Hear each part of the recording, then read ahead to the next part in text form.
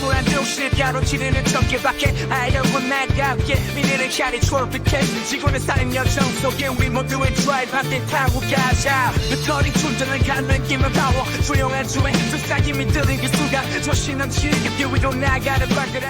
미국 생산 모델 Y 사운드 시스템 강점. 이번에는 테슬라 모델 Y 이야기로 넘어와 볼게요. 특히 미국에서 출시된 모델 Y 롱레인지 RWD 후륜 구동 버전이 사운드 시스템 면에서 상해나 베를린에서 생산된 차량보다 훨씬 앞선다는 흥미로운 소식이 있어요. 먼저 스피커 구성의 차이를 살펴볼게요. 미국 버전은 무려 15개의 스피커와 1개의 서브우퍼를 탑재하고 있어요. 반면에 상해나 베를린에서 생산된 버전은 9개의 스피커만 있고 서브우퍼는 아예 없다고 합니다. 그런데 가격 차이가 어떻게 되냐면 같은 롱레인지 AWD 모델에 비해 $4,000나 저렴하면서도 비슷한 음향 환경을 제공한다니.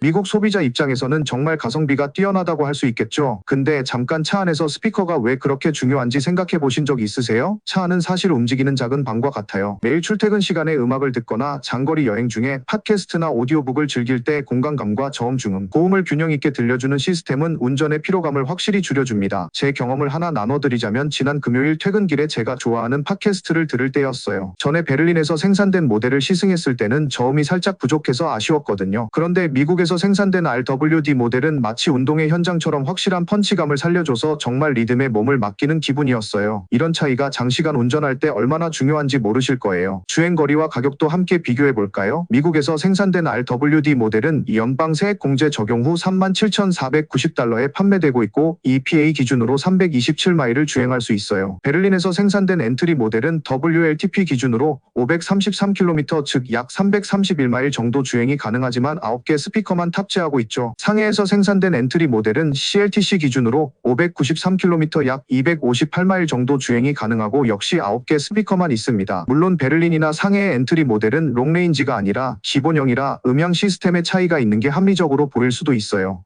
하지만 동일한 롱레인지 사양으로 비교해보면 미국에서 생산된 모델 Y가 정말 허풍없는 풀옵션의 매력을 보여준다고 할 수 있겠죠. 소비자로서 어떤 선택을 해야 할지 고민된다면 여러분의 우선순위에 따라 다음과 같이 추천해드릴게요. 만약 음향과 미디어 경험을 중시하신다면 당연히 미국에서 생산된 RWD 모델을 선택하시는 게 좋겠죠. 최장 주행 거리와 이후의 환경 기준을 중시하신다면 WLTP 표준을 따르는 베를린 생산 MR 모델이 좋은 선택일 수 있어요. 그리고 가격에 민감하신 분들에게는 연방 보조금까지 감안하면 미국에서 생산된 RWD 모델도 충분히 매력적인 선택이 될 수 있다고 생각합니다. 알리콘 프로젝트로 본 로보택시의 미래자, 이제 정말 미래지향적인 주제로 넘어가 볼게요. 곧 시작될 로보택시 시대를 알리는 프로젝트 ALICORN 일명 알리콘 프로젝트에 대한 소식이에요. 여러분 이 이름이 왜 알리콘인지 아세요? 유니콘과 페가수스의 합성어라고 하는데 마치 판타지 세계의 신비로운 생물처럼 테슬라가 준비 중인 로보택시 플랫폼을 상징한다고 해요. 정말 곧 6월 오스틴에서 첫 선을 보일 예정이랍니다. 그럼 알리콘은 기존의 자율주행 서비스와 뭐가 다를까요? 가장 큰 차이점은 바로 앱 통합이에요. 테슬라는 기존 테슬라 앱에 별도의 로보택시 앱을 따로 만들지 않고 알리콘 기능을 그대로 통합했어요. 이게 무슨 뜻이냐면 여러분이 평소에 사용하던 차량 제어 화면에서 손쉽게 승차 호출도 하고 요금 결제도 하고 운행 현황도 확인할 수 있다는 거예요. 생각해보면 정말 편리하죠? 우버나 리프트 같은 앱을 따로 설치할 필요 없이 이미 익숙한 테슬라 앱 하나로 모든 걸 해결할 수 있으니까요. 마치 스마트폰으로 모든 것을 할 수 있게 된 것처럼. 이제 테슬라 앱 하나로 자가용도 되고 택시도 되는 세상이 온 거예요. 초기 론칭 규모도 흥미로운데요. 일론 머스크는 초기에는 1020대의 차량으로 조심스럽게 시작할 계획이라고 밝혔어요. 물론 처음에는 소수의 차량으로 시작하겠지만 빠르게 피드백을 수집해서 다음 도시로 확대해 나갈 계획이라고 하니 곧 여러분의 동네에서도 알리콘 로보택시를 볼 수 있을지도 모르겠네요. 그리고 정말 혁신적인 부분은 오너 체험 프로그램이에요. 알리콘이 정식으로 출시된 후에는 일반 소비자가 구매한 테슬라 차량도 로보택시로 활용할 수 있게 된다고 해요. 뭐냐면 차주가 잠을 자고 있어도 FSD가 알아서 승객을 태우고 내려주는 시스템이 구축된다는 거예요. 그리고 차주는 수동 모드를 선택해서 수익을 공유받을 수 있다고 합니다. 일론 머스크는 과거에 잠을 자는 동안에도 차가 일을 하게 할 수 있다면 연간 1만에서 3만 달러의 수익을 올릴 수 있을 것이라고 언급한 적이 있는데 이제 알리콘을 통해 그 비전이 현실화되는 셈이죠. 와, 생각만 해도 정말 신나지 않나요? 내 차가 돈을 벌어오는 세상이라니. 물론 기술적인 도전과 안전 문제도 있어요. 앱에 숨겨진 코딩 문자열을 해킹한 개발자들이 흥미로운 기능을 발견했는데요. 운전 중에도 긴급 콜 버튼을 누르면 차량 소유자와 직접 연결된다는 기능이 있다고 해요. 이건 비상 상황에서 제어권을 확보하기 위한 안전장치로 보이는데 로보택시가 상용화되기 전에 얼마나 철저한 안전성 테스트가 진행될지 정말 기대되는 부분이에요. 사용자 경험은 어떨지 상상해 볼까요? 첫 서비스 지역인 오스틴에서 로보택시를 호출하면 앱에 남은 차량의 배터리 잔량과 도로 상황, 심지어 예상 수익까지 실시간으로 안내된다고 해요. 마치 내 차를 호출해서 타고 다니는 공유 킥보드처럼 주차 스트레스 없이 편하게 이동할 수 있는 날이 온 거예요. 정말 꿈만 같지 않나요? 테슬라 오너들이 정말 오랫동안 고대하던 소식을 가져왔어요. FSD, 그러니까 풀 셀프 드라이빙 슈퍼바이즈드 모드를 사용하면서 느꼈던 가장 큰 불편함 중 하나가 드디어 해결될 예정이라고 해요. 바로 그 짜증나는 운전자 모니터링 경고가 개선된다는 소식인데요. 일론 머스크가 직접 나서서 이 문제를 손보겠다고 약속했어요. 현재 FSD 운전자 모니터링의 문제점, 먼저 현재 상황을 정확히 이해해 볼게요.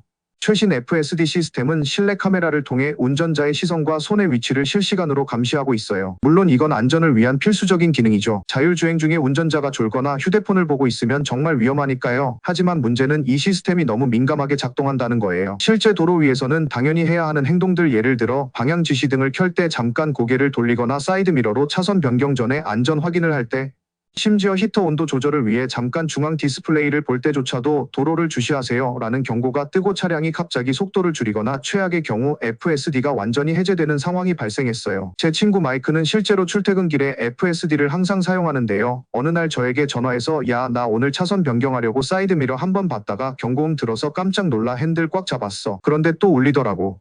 결국 FSD 그냥 꺼버렸어 라고 하더라고요. 이런 불편함 때문에 정작 유용한 기능을 사용하지 못하게 되는 아이러니한 상황이 많았던 거죠. 일론 머스크 사용자 피드백 수용하다. 그런데 드디어 이 문제를 테슬라도 인식했나 봐요. 일론 머스크가 자신의 소셜미디어 X, 예전 트위터조에 직접 이 문제에 대해 언급했어요. 그가 작성한 글의 내용은 이렇습니다. FSD의 운전자 모니터링 경고 시스템이 너무 엄격해서 많은 사용자들이 아예 FSD 기능을 꺼버린다는 피드백을 받았습니다. 이 문제를 개선하겠습니다. 와, 드디어 테슬라가 이 문제를 공식적으로 인정하고 해결하겠다고 나선 거예요. 이제 고개를 살짝 돌리거나 히터를 조작하거나 중앙 터치 스크린을 보는 동안 불필요하게 울리던 그 짜증나는 경고 빈도가 대폭 낮아질 예정이라고 해요. 테슬라 오너라면 누구나 기다려온 업데이트가 아닐까 싶어요. 어떻게 개선될까? 예상되는 변화들. 테슬라 내부 테스트 정보에 따르면 이번 업데이트에서는 주요 2가지 변화가 있을 예정이라고 해요. 첫째, 시선 이탈 시간 기준을 수정한대요. 기존에는 운전자가 도로에서 시선을 약 1초만 떼도 바로 경고가 울렸다면 이제는 최소 2초 이상으로 그 기준이 완화된다고 해요. 1초와 2초 숫자로는 작은 차이 같지만 실제 운전 경험에서는 엄청난 차이가 있을 거예요. 예를 들어 고속도로에서 차선을 변경하기 위해 사이드미러를 확인하는데 보통 11.5초 정도 걸리는데, 기존에는 이 정도만 봐도 경고가 울렸다면 이제는 자연스럽게 확인할 수 있게 되는 거죠. 둘째, 저속 주행 시 경고 시스템을 더 유연하게 조정하는 플래그를 추가한다고 해요. 말 그대로 차량이 느린 속도로 주행할 때는 경고 기준을 더 관대하게 적용한다는 뜻이에요. 교통체증 상황이나 신호등 앞에서 정차 중일 때 온도 조절이나 음악 변경 같은 행동을 할 때 불필요한 경고가 줄어들겠죠. 이런 개선을 통해 테슬라는 안전과 편의성 사이의 균형을 더 잘 맞추려고 노력하는 것 같아요. 안전은 절대 포기할 수 없지만 너무 민감한 경고로 인해 사용자들이 오히려 중요한 안전 기능 자체를 꺼버리게 만드는 것보다는 현실적인 접근이 필요하다고 판단한 것 같네요. 테슬라 커뮤니티의 반응. 이 소식이 알려지자 테슬라 오너 커뮤니티와 포럼에서는 정말 환호의 물결이 일어났어요. 몇 가지 실제 반응을 소개해드릴게요. 테슬라 모델 3 오너인 제이슨은 드디어 히터 온도 한번 바꿀 때마다 경고음이 울려서 정말 스트레스 받았는데 이제 좀 편하게 FSD를 사용할 수 있겠네요 라고 댓글을 남겼고, 모델 Y 오너인 사라는 어젯밤에도 차선 변경하려고 사이드미러 확인했다가 FSD가 꺼져서 당황했는데 머스크가 직접 이 문제를 인지했다니 다행이에요 라고 했어요. 제가 관리하는 테슬라 오너 단체 채팅방에서도 이제야 눈치 보지 않고 편하게 FSD를 켤 수 있겠다는 반응이 정말 많았어요. 그만큼 이 문제가 많은 테슬라 오너들에게 불편함을 주고 있었다는 증거겠죠? 여러분 중에서도 테슬라 오너분들 계시다면 이 소식이 반가우실 것 같아요. 영상 아래 댓글로 여러분의 경험담도 들려주세요. 업데이트 시기 및 설치 방법. 자, 그렇다면 이 반가운 업데이트는 언제 받아볼 수 있을까요? 머스크의 언급에 따르면 몇 주 내에 OTA 오버 더 에어 방식으로 배포될 예정이라고 해요. OTA는 테슬라의 가장 큰 장점 중 하나죠. 정비소에 가지 않아도 마치 스마트폰 업데이트하듯 차량 소프트웨어를 최신 버전으로 업데이트할 수 있으니까요. 업데이트를 가장 빠르게 받는 방법은 테슬라 앱에서 알림 설정을 켜두는 거예요. 그리고 업데이트가 도착하면 가급적 Wi-Fi 환경에서 설치하는 것을 권장드려요. 데이터량이 꽤 크기 때문에 모바일 데이터로는 시간도 오래 걸리고 비용도 많이 나올 수 있거든요. 그리고 업데이트 후에는 바로 테스트해보고 싶으실 텐데요. 처음에는 한적한 도로에서 새로운 시스템의 반응을 확인해보는 것이 좋을 것 같아요.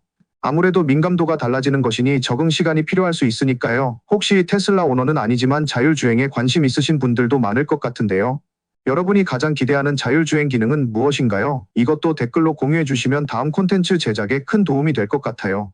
그리고 오늘 영상이 도움이 되셨다면 좋아요와 구독, 알림 설정도 잊지 마세요. 테크드라이브 채널에서는 앞으로도 테슬라를 비롯한 최신 자동차 기술 소식을 빠르고 정확하게 전해드릴게요. 다음 영상에서 또 만나요. 안녕.